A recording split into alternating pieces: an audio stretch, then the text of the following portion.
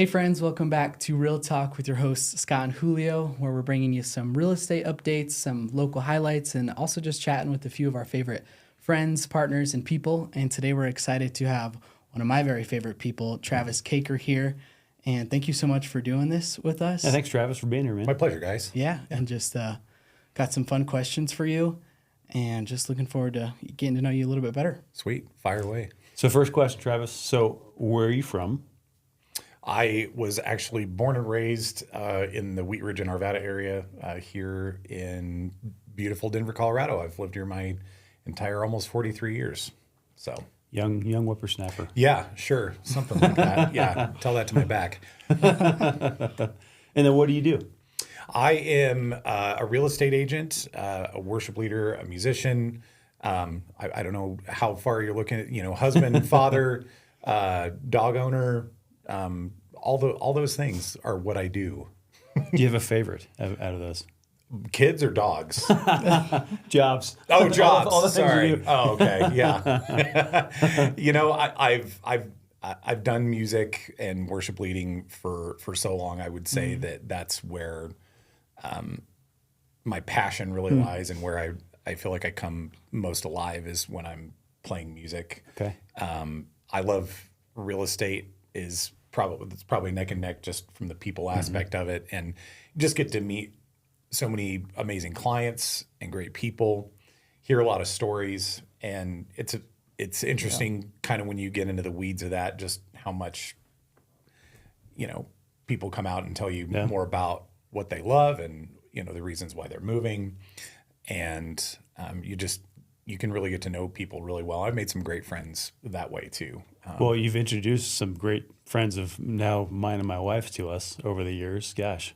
Yeah, I mean that was my job for a while, was making Jen new best friends and people to crash at your house and all that kind of stuff. That happens. Yeah, I forgot about that. Yeah, Yeah, we had some folks come in during the fires and Right. actually right after the fires, yeah, and they ended up staying at our house. Yeah. First time I ever met them. yeah. That they showed up on your doorstep and were just like, "We're here." Yep, that's right. Yeah, I forgot about that. Yeah, Yeah. Yeah. Sorry, going back to, I know you mentioned worship music. I know you're a musician, and you and Julio have actually had a chance to do some shows together. yeah. Yeah. It's been great. Julio, a shameless plug for Julio's band, This Broken Beat. I've had a great time playing some guitar and now bass in the band, and doing some shows that are just a lot of fun. And those are the things that really just kind of light a fire for me. And Totally. I love, being a part of that. And Yeah, and thank you so much. Just the way we gel is awesome. Given our similar backgrounds, the way we approach music, it's just a breath of fresh air having you. So couldn't thank you enough for that, and some really cool things on the horizon for 2026. yes. So we'll make sure we share that. But yeah, thanks, man. Thanks for shouting us out too, Scott. Yeah. Heck Appreciate yeah. it. Yeah. Along those lines, you have such a rich story yourself. And so the fact that you are now jumping in as an agent, I think, is going to be so refreshing for the real estate industry as a whole, just to have people like you in it, because I've just seen you work, and the way that you make people feel comfortable, and the ability for them to even share their story. I know it's often, just working through the house, either purchasing it or selling it, but having worked alongside you, the way that you make it an experience has been just incredible to see. And so I'm so excited you're stepping into the agent shoes and doing what you do so well already. So yeah, it's just really cool. I'm excited to see how your year takes off. But curious though, what excites you about life? I've made a pretty decent shift in my life, especially over the last, we'll call it almost 7 years. Part of my story that you both know is that I had some battles with addiction, particularly alcohol. There's a lot in the backstory of that, but 7 years ago, I made that decision to change my life and get rid of that element that was very dark and very heavy, and really was the focal point for everything that I did, whether it was, not to think, not to feel, escapism. And I think everybody has those things in some way or another. It doesn't necessarily have to be alcohol. It can it can manifest itself in so many different ways. What excites me about life is I love to help other people, I think, understand what that means to them if they're struggling with their relationship with alcohol, addiction, whatever it might be. And really just to see people come alive and not, I think we, as a general rule, all tend to just kind of focus on what's right in front of us and fail to see the bigger picture and look a little further down the road and what life experiences might be possible if we can kind of throw off a lot of those things that are holding us back. For me, it was drinking. And when I did that, it just opened up a whole new way for me to, be a husband, be a father, and even the way that I moved through my professional life and what I was doing just to kind of like get by versus what I was called to do and really what I deserve in, in a career and in life in general. So I think seeing that light bulb go off for people, whether it's my kids, whether it's friends, coworkers, whoever it is, those are the things that really get me excited. And when people realize what they're actually capable of and what is holding them back. The hard part about that is sometimes you can see that. And I mean, Scott, I know, we have kids at a similar age, and you can even look at your kids and you can go, man, I know what's going on. I know, I know if you can just do this or discover this about yourself, then life is going to be so much better. And the hard part about that is, you can help people by asking good questions, but they really have to come to those conclusions on their own. But it's beautiful to see when, I'm talking specifically about addiction, when people really see that go off in their head and they realize how much better their life is without whatever substance, whatever habit, whatever hang up is really in the way of reaching whatever potential that they have. And I love seeing people experience life to the full. Yeah, love that. I love that about you, Travis. I think one of the things that you're extremely gifted with is being able to engage anybody at any time, no matter what they look like, their background, what they've been through. Like, you have a certain way about you that you can just like break down the walls like I've never seen before and just talk to somebody and make them feel heard, valued, listened to. I mean, it's amazing. So, well, thank you. Yeah, I do love people. I love hearing people's stories, and it's sometimes it's a blessing and a curse when when people instantly feel like your best friend, and I love that. But I've another thing I've learned in sobriety is just kind of, okay, how do I gear those things towards the right people in the right situations versus, going home at the end of the day and just being, oh my God, I need a nap. Guess what happened to me today? Yeah, my social battery can go from here to here pretty quickly, I'm discovering, and especially the older I get. Yeah. So you're pretty ingrained in the state of Colorado. Yes. Diehard Broncos fan, Nuggets, Yes. Avalanche, all that stuff. Let's go. What's that? Let's go. Yeah, big game this weekend. So what has allowed you, or why have you chosen to stay in Colorado? I think sometimes it's almost just a default that when you grow up here and when you start, raising your kids and have a family and, you have a community the way that we do, that it just kind of gets entrenched. And, there have been opportunities to go elsewhere. And not saying it's out of the realm of possibility. The one thing Colorado doesn't have that I desperately love is an ocean. So Yes. Over here. yeah, Same. You guys. So I mean, obviously there's so much to do in Colorado. We're pretty spoiled to be able to live here, and especially being born here and raised here and being able to, buy a home back in the early 2000s before it got nuts was also a big determining factor. But I think it's just when you have a lot of community and a lot of connections, and my kids obviously are very entrenched here. I have two high schoolers, a son who's grown and moved out of the house, and then a 9-year-old.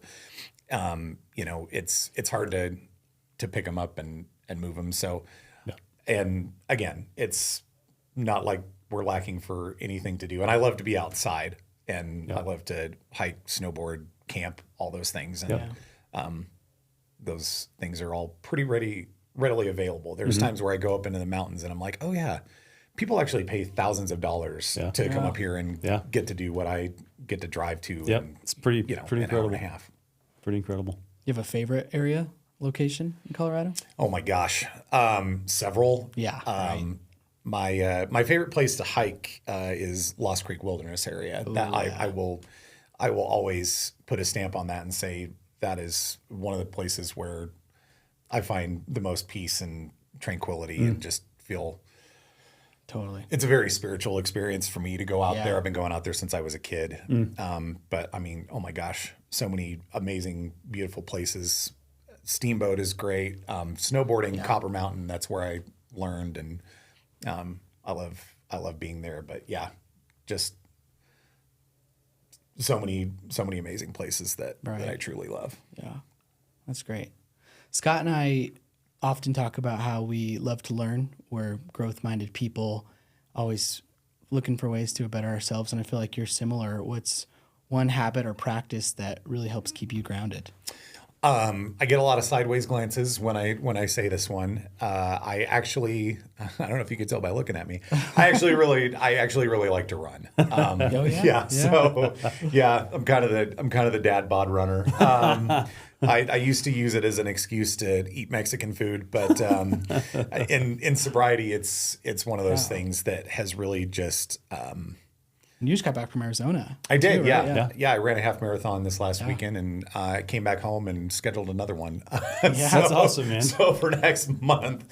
I have some family who lives down in Arizona. It makes it pretty easy to just go down there and do a run and come back. But yeah, I don't know if it's. I think it's a combination of gaining a lot of clarity, maybe a little bit of self-loathing. I like the challenge of it. I like, that it's kind of me versus me. Sometimes it's me versus my knee, but I do really like the challenge, and there really is nothing better than crossing that finish line and knowing you did well, which I did this last weekend. I have some pictures of me like hulking out at the finish line. So that's amazing. Do you listen to things? Like, I know some people like music, podcasts, or do you just raw dog it? Or? I don't hate myself enough to just go out there and listen to the sound of my own Darth Vader breathing while I'm running. So no, I have a playlist and a lot of things. Music and both. Oh yeah, it just depends. Yeah. Podcasts are hard to kind of get. I was curious. That's why I asked. Yeah, it's usually something pretty high intensity, high beats. I'm usually dialed into and I'm kind of a '90s alt rock. I kind of get stuck there. My Spotify Wrapped is usually full of Jimmy Eat World and Blink 182 and stuff like that. So I did a 10K with Travis a little while ago. A couple years ago, yeah. Yeah, and I tried not to take offense because as soon as we started, he put his AirPods in. I'm like, I only had one in, so on my own. I only had one in so we could talk. I know the people who can full on have conversations while they're we did pretty good. Yeah. I was surprised, but if I'm really pushing it and trying to go for a personal record, it's locked in. Yeah, I don't have time for that stuff. But on just a regular just buddy run, Have we done two together? I feel like we've done two. Did. That's right. Yeah, we did that one. We had the Fall Summit. The Fall Summit, yeah. That was That bad. was the one where you left me and crossed the finish line before me. So where I was, I had to get it done. I was, I was like, this Fall Summit's kicking my ass. It's killing me. you did. You left me. I cried. It was fine. We made it. Change the subject here. 2026, what are you looking forward to the most? That's a good question. You know, being a newer real estate agent in the sense that I've had my license for about the last year, been in the industry for, for 5 years on the team that we were all a part of together, doing more of the inside sales, the lead development, the lead generation. It's kind of a new endeavor for me. So trying to kind of figure out that piece, really looking forward to, to building a business that way. I'm tentatively setting a goal to do a half marathon a month. Ooh. Wow. Which I did, Love it. which I had set back in 2024 before I tweaked my knee and then life happened. Yep, that's right. So cautiously optimistic that will happen as long as my body cooperates. But there's a lot of things I'm doing differently now, Yeah. post 40 that I didn't have to do in my 20s and 30s to be able to do it well and recover well, which is kind of important, I'm learning. So I think really just kind of getting in the weeds with real estate. Honestly, I'm looking forward to a lot of the music stuff that we're going to do together this year. Has me really excited.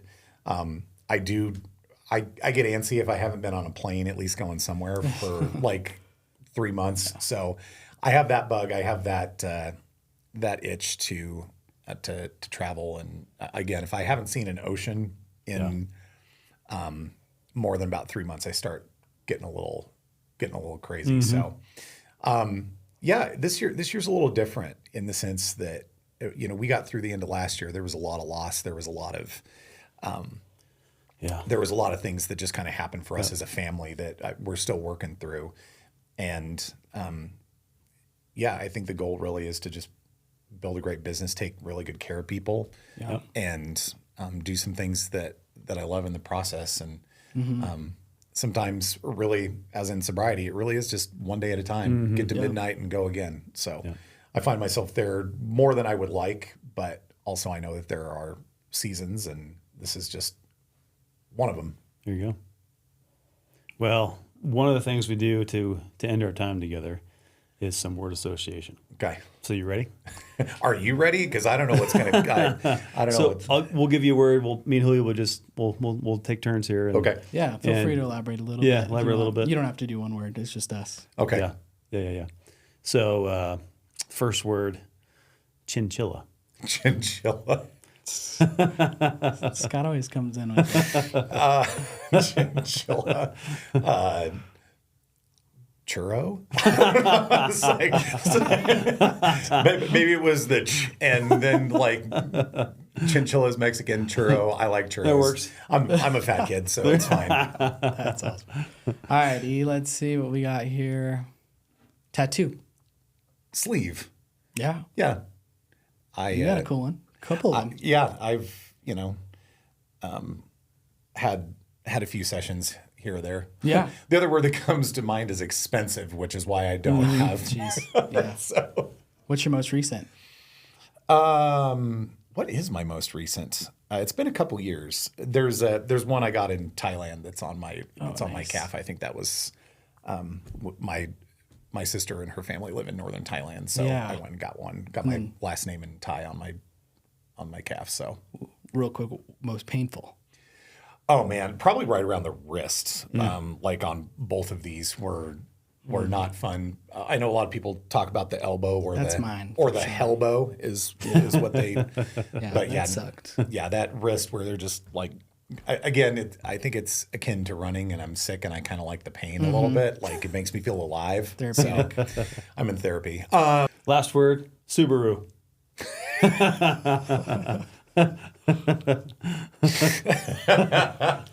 Oh no. Nope, I'm not going there. WRX. There you go. Yeah, which is what I drive. So the Colorado Cadillac with the turbo, Love it. which I fully drive responsibly and never get up past 100 miles an hour on Northwest Parkway. Not in the WRX. Yeah. Not ever. We joined the club last year. Yep. I mean, you got to do it. There's, there's a reason why they're all over in Colorado. Yeah. I've owned a lot of them. Yep. All of my kids, actually, all my kids who can drive a Subaru. So make fun of it all you want. I know the connotation that comes along with it. If you don't know, Google it. And I'll have to look that up. so I'll tell you off air. Well, Travis, we love you, man. Thanks for taking your time Love you guys. Yeah. be here with us, and super excited. We can have you back because you've got so much other experience, life experience, and even like bringing up. We didn't even touch the missionary stuff, Thailand, and Oh, yeah. So anyway, thank you, man. Absolutely. My Appreciate pleasure. it. Thanks, guys. We'll see you guys next time.